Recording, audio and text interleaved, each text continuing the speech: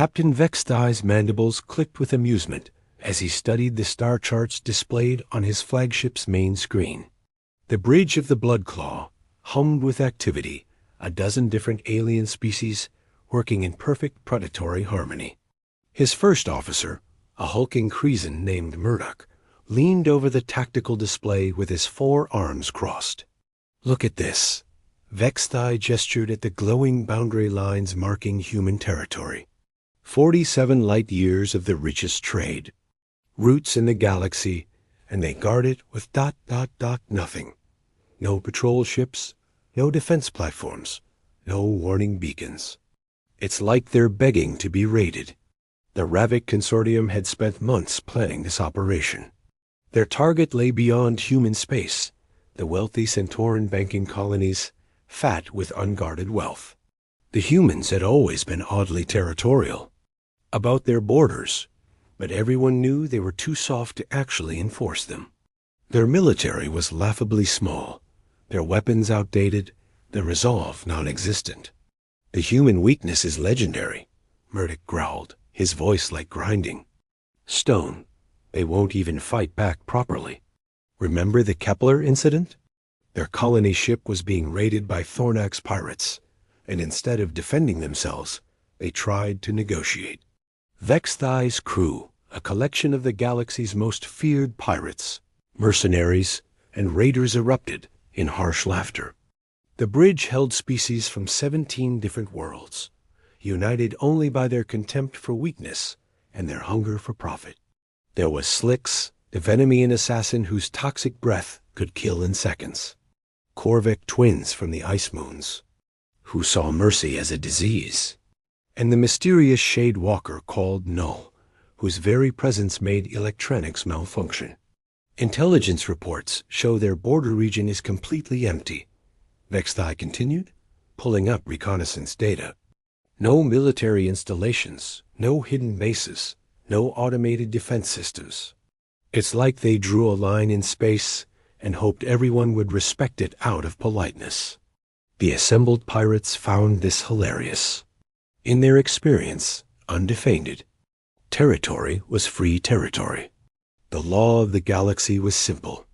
If you couldn't protect something, you didn't deserve to keep it. "Sir," called out Zara, the fleet's navigator, a serpentine Naga whose species had evolved perfect spatial awareness. "I've plotted our course through human space. It'll cut 3 weeks off our journey to the Centauran system. We'll cross there, border at the Meridian Nebula, transit through their core systems, and emerge at the Kepler Gate. Total time in human territory, 6 days." Vexthai's razor-sharp teeth gleamed in what passed for a smile among his species. "Perfect. Send the signal. To the fleet. All ships are to maintain formation and prepare for transit. And remember, we're not here to fight humans. We're here to prove they're too weak to stop us." The consortium fleet numbered 47 ships of various sizes and configurations. Battle cruisers bristling with plasma cannons, fast attack vessels, designed for hit-and-run tactics, and massive cargo haulers ready to carry away their plunder. Each ship carried a crew of the galaxy's most ruthless beings, creatures who had spent their lives taking what they wanted from those too weak to resist. As the fleet approached the invisible line marking human territory, Vexthai felt the familiar thrill of impending conquest. This wasn't just about the shortcut, it was about proving a point. The humans had somehow convinced the galaxy that their borders meant something, that their peaceful facade hid hidden strength. Today, the Ravik Consortium would expose that lie, crossing into human space in 3.2. The ships passed through the boundary without incident. No alarms, no challenging transmissions, no defensive response whatsoever. The fleet found itself in a star system that looked utterly ordinary. A few planets, some asteroid fields, shipping lanes marked by navigation beacons. It was almost disappointingly normal. "Sir," reported the communications officer, a multi-eyed Bathorian, "we're picking up standard commercial traffic." Cargo haulers, passenger liners, mining vessels. No military signatures at all. Vexthai settled back in his command chair, satisfied. Maintain course and speed. Let's see how long it takes them to even notice we're here. The consortium fleet pressed deeper into human territory, each ship's crew confident in their superiority and contemptuous of human weakness.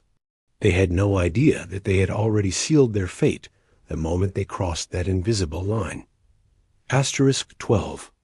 Hours into human space, ship engineer Korvac Prime noticed something odd about his twin brother. They were performing routine maintenance on the Bloodclaw's weapon systems when Korvac II suddenly stopped mid-sentence, his thermal vision eyes focusing on something behind them. "What is it?"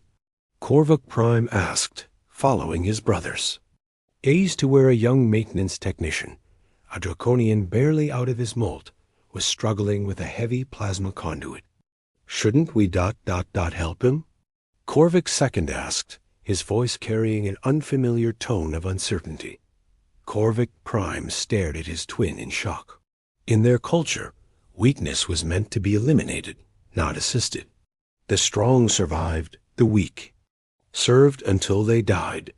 It was the natural order. Yet here was his brother, genetically identical to himself, suggesting they abandon their work to help an inferior being. Help him? Korvac Prime's voice was sharp with confusion. "He's a tech drone. If he can't handle the work, he should be replaced." But even as he spoke, Korvac Prime found himself glancing back at the struggling technician. The young draconian's scales were pale with exhaustion, his movements growing clumsy with fatigue. For some inexplicable reason, Korvac Prime felt concerned about him. Similar incidents were occurring throughout the fleet. On the bridge of the assault cruiser Venom Strike, Captain Slicks found herself hesitating before ordering the usual beatings for minor infractions. Her crew's efficiency was down 3%, normally grounds for immediate punishment. But every time she opened her mouth to deliver the harsh discipline that maintained order, she found herself thinking about how the offenders might feel about being hurt. It was a disturbing thought for someone whose species had evolved to be living weapons. On the stealth ship Dark Whisper, the Shade Walker called Noel was experiencing something even more alien to his nature, curiosity about his crewmates as individuals rather than tools. He found himself wondering about their personal histories, their fears, their hopes. For a being who had spent centuries treating others as objects to be manipulated, this sudden interest in their inner lives was deeply unsettling. Captain Vexthai first noticed the changes during the evening meal period. The ship's mess hall, usually a place of rigid hierarchy where the strong ate first and the weak scrambled for scraps, had somehow become more social. Crew members from different species were actually sitting together, sharing food, engaging in what could only be described as friendly conversation. "Status report," he demanded of his officers, hoping to restore some sense of normal order. "All systems operational, sir," reported Murdoch, but his voice lacked its usual menacing edge. "No signs of human response to our presence.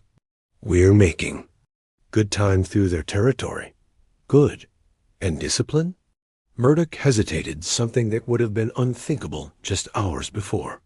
"Sir, the crew seems to be adjusting to the extended voyage. There have been fewer fights, fewer disciplinary issues. Morale is actually improving." Vexthai felt a chill run down his spine. In his experience, good morale among pirates was a dangerous thing. Happy pirates were soft pirates, and soft pirates were dead pirates. The consortium's strength came from their ruthless efficiency, their willingness to do whatever it took to achieve their goals. "Send a message to all ships," he ordered. "Remind the crews that we're on a mission, not a pleasure cruise. I want full battle readiness maintained at all times." But even as he gave the order, Vexthai found himself wondering if it was really necessary. The crew was working well together, more efficiently than ever before. They seemed genuinely invested in the mission's success, not just their personal profit. For the first time in his career, he was commanding a crew that actually cared about each other. The thought should have filled him with pride. Instead, it terrified him. By the end of the second day, the changes were becoming impossible to ignore. Crew members were volunteering for extra duties, helping their shipmates with personal problems, even expressing concern for the welfare of prisoners in the holding cells. The ship's medic, a coldly efficient crystalline, had begun treating injuries. With something approaching gentleness. Most disturbing of all, several crew members had begun questioning the mission itself. Not out of cowardice or self-interest, but from a growing sense that raiding innocent civilians might be ... wrong. Vexthai found himself staring at the star charts, watching their progress through human space, and wondering what was happening to his crew. More importantly, he wondered what was happening to himself. Because despite his growing alarm at the changes around him, he was beginning to feel something he had never experienced before: genuine concern for the well-being of his subordinates. It was a feeling that would have disgusted him just days before. Now it felt almost ... natural. Asterisk. By the third day, the transformation was undeniable. Captain Vexthai stood in the observation deck of the Bloodclaw, watching a scene that would have been impossible just 72 hours earlier. Below in the ship's main corridor, Korvug Prime was teaching a group of younger crew members how to properly calibrate plasma regulators, not through the usual brutal training methods, but with actual patience and encouragement. "I don't understand what's happening to us," Murdoch said, joining his captain at the observation window. The massive Kreesan's forearms hung loosely at his sides, his usual aggressive posture replaced by something that looked almost contemplative. "Neither do I," Vexthai admitted, "but I've been thinking about it. Really thinking, not just reacting.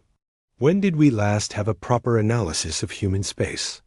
Real intelligence, not just assumptions." Murdoch's eyes widened. Strategic thinking beyond. Immediate violence was not typical Kreesan behavior. "Sir, I've been accessing the ship's database. Our information on human territory is ... limited. Most of it comes from intercepted communications, not direct observation. Pull everything we have. Scientific data, environmental readings, anything that might explain what's happening to us." As they dove into the research, a disturbing picture began to emerge. Human space wasn't just empty of military defenses, it was saturated with something else entirely. Trace atmospheric readings from abandoned monitoring stations showed unusual molecular signatures in the void between stars. Quantum-entangled particles that shouldn't exist in natural space. Complex pheromone compounds that seemed to be engineered rather than evolved. "Sir," called out the science officer, a spider-like arachnoid whose species prided itself on cold logic, "I've been analyzing the atmospheric readings from our life support systems. We're breathing something that isn't quite normal space dust." Vexthai and Murdoch rushed to the science station. The displays showed molecular diagrams of compounds that defied easy classification: part organic, part synthetic, part something that bordered on impossible. "These particles," the science officer continued, her voice carrying an unfamiliar note of excitement rather than her usual detached reporting, "they're designed to cross species barriers. They're affecting our brain chemistry, our hormone production, our neural pathways. They're rewriting our behavioral programming." The implications hit Vexthai like a plasma bolt to the chest. The humans, they're not defending their territory with weapons. They're defending it with what? A biological weapon? "Not a weapon," said a new voice. Dr. Zelkis, the ship's medical officer, had arrived with a portable scanner in his tentacles. "I've been running tests on the crew for the past 6 hours. This isn't designed to harm us. It's designed to change us, to make us more like them. Like humans? Murdak's voice was barely a whisper. Emotionally, yes. The particles are triggering the production of chemicals that promote empathy, social bonding, moral reasoning. They're literally making us develop human-like emotional responses. Vexthai felt his world spinning. Everything they knew about human weakness, about their soft nature and inability to defend themselves, it was all true. But that wasn't the real defense. The real defense was making their enemies become like them. How long do we have? He asked. Sir, I don't think you understand, Dr. Zelkis replied, his clinical demeanor cracking slightly. This isn't temporary. The changes are being written into our genetic code. Our children will carry these modifications. We're not just being affected, we're being evolved. The bridge fell silent as the crew processed this information. They were pirates, raiders, beings who had built their entire existence on the principle that might makes right. Now they were being transformed into something that would find their former lifestyle morally repugnant. Have you found any record of ships that entered human space and then left? Vexthai asked quietly. The communications officer's multiple eyes focused on his display. Sir, I've been monitoring fleet communications. Ships have been entering human space regularly for decades. But according to the records, he paused, his voice taking on a tone of growing horror. None of them ever left.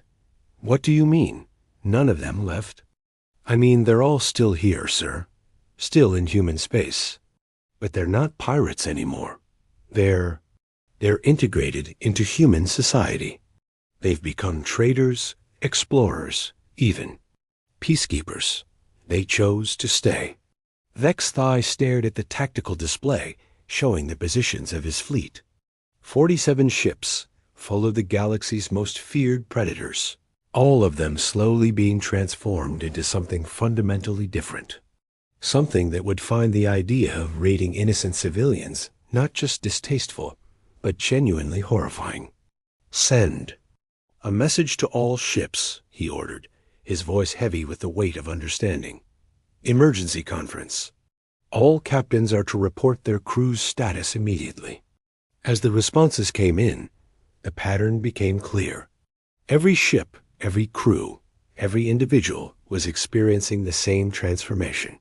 The consortium's most ruthless killers were developing consciences. Their most efficient raiders were beginning to question the morality of their actions. Their most feared warriors were learning to care about the welfare of others. The humans hadn't defeated them with superior firepower or tactical brilliance. They had done something far more insidious and far more effective. They had made it impossible for the consortium to want to remain what they were. Asterisk. The emergency conference convened in the Bloodclaw's main hangar bay with holographic representations of all 47 ship captains arranged in a circle. Vexthai looked around at faces that had once been the embodiment of galactic terror and saw something that chilled him to his core. They looked concerned, worried. Some even appeared to be experiencing what could only be described as guilt. Captain. Slicks of the Venom Strike spoke first, her usual hissing menace replaced by something that sounded almost like vulnerability. My crew is asking questions I don't know how to answer. They want to know why we're planning to hurt innocent people. They're talking about the families on the Centauran colonies, wondering if those people have children who will be hurt by our raid. Mine too, growled Captain Thrax of the Dreadnought Bone Crusher. Yesterday, my weapons officer asked me what happens to the civilians after we take their belongings. When I told him we usually space them to avoid witnesses, he looked at me like I was some kind of monster. You are a monster, said Captain Nix of the stealth frigate Silent Death. We all are. Or we were. I can't even remember why that seemed normal anymore. A murmur of agreement rippled through the assembled captains. These were beings who had spent their entire lives embracing their predatory nature, who had built their identities around being the apex predators of the galaxy. Now they were questioning the very foundations of their existence. "The situation is worse than we thought," Vexthai announced, sharing Dr. Zelkis's findings. "The humans have weaponized empathy. They've turned their entire territory into a transformation field that rewrites the moral programming of any species that enters it. We're not just being made to feel human emotions, we're being made to think like humans. So what do we do?" asked Captain Vertash of the assault carrier Painbringer. "Turn back? Abandon the mission? Can we turn back?" Vexthai asked his science officer. "Are the changes reversible if we leave human space?" The spider-like arachnoid consulted her readings. "Unknown, sir. The genetic modifications appear to be permanent, but the emotional effects might fade over time. However," she paused, her multiple eyes focusing on something in the data. "Sir, I don't think we want to leave anymore." The statement hung in the air like a death sentence. Vexthai felt the truth of it in his bones. The very idea of returning to their old life of mindless predation now felt ... wrong. Not just tactically inadvisable, but morally reprehensible. "There's something else," Dr. Zelkis added, his medical scanner displaying readings from across the fleet. "The crews aren't just developing human-like emotions. They're bonding with each other in ways that go beyond simple pack dynamics. They're forming what humans call found families. They're developing loyalty based on genuine affection rather than fear. And the longer we stay here," the communications officer added, "the more we're picking up human transmissions. News broadcasts, entertainment programs, personal communications. The crew is becoming curious about human culture. They want to learn about art, music, philosophy. They're asking questions about concepts like justice and mercy and love." Captain Vexthai felt something crack inside his chest. These were words that had never held meaning for his species. Now they felt like fundamental truths that had been hidden from him his entire life. "I've been monitoring the human response to our presence," reported the intelligence officer. "They know we're here. They've been tracking our fleet since we entered their space. But they're not preparing for battle. They're getting ready to welcome us. Yes, sir? They're setting up what they call integration centers along our projected route. Facilities designed to help former pirates and raiders adapt to peaceful society. They have support groups, job training, programs, even housing assistance for crews who decide to stay." The crowd of observer scientists, government officials, reporters, and families erupted in applause. Each successful integration was a victory not just for the individuals involved, but for the future of both species. 7 successful integrations, Arya noted, joining Jamie at the observation window. 7 dragons preserved, 7 humans transformed, 7 new bridges between worlds. "And the 8th? Jamie asked, though he already knew the answer. "Next month. The deep-sea dragon, Thalassa, with a young man from Tokyo who has temporal lobe epilepsy. His consciousness already moves in non-linear patterns. He'll be perfect for carrying oceanic wisdom." As the celebration continued below, Jamie felt a deep sense of satisfaction. The last ember had not only been preserved, it had ignited a flame that would burn for generations to come. The dragons would live on, not as fading memories, but as active participants in shaping the future. And humanity would evolve, not through technology alone, but through the wisdom that came from truly understanding other forms of consciousness. Datalina joined them at the window, her arms slipping around her son's shoulders.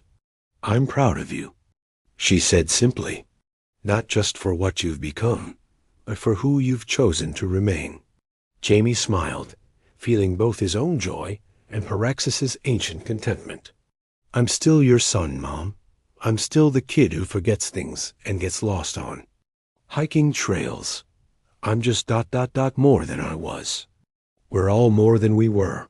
Arya observed, her gaze encompassing the integration center, the mountains beyond, and the world that was slowly learning to accept its new reality. The question now is what we'll do with that transformation. As the sun set over the mountains, painting the sky in shades of fire and gold, Jamie felt the weight and wonder of infinite possibility. The future stretched before them, bright with promise and complex with challenge. Dragons and humans would need to learn to coexist not just as partners, but as equals in shaping the world to come. But for now, in this moment, it was enough to know that they had time.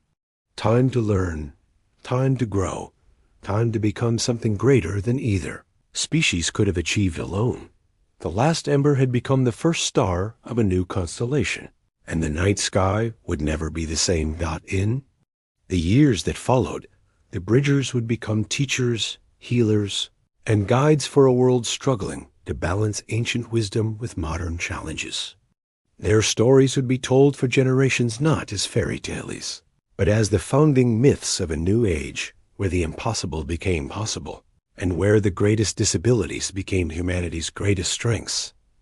And in quiet moments, when the wind was just right, people would swear they could hear the voices of dragons carried on the breeze, not mourning what was lost, but celebrating what had been found. Asterisk.